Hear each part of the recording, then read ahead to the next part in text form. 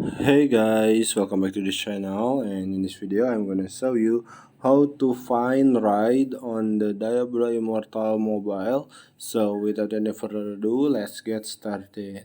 First thing you need to do is you need to go to the Castle Challenger, and in my level is 30 and I want to reach 36 level because that's my quest. Okay, so I will find my ride by clicking the push the death, and then I will choose find ride, and then I will apply.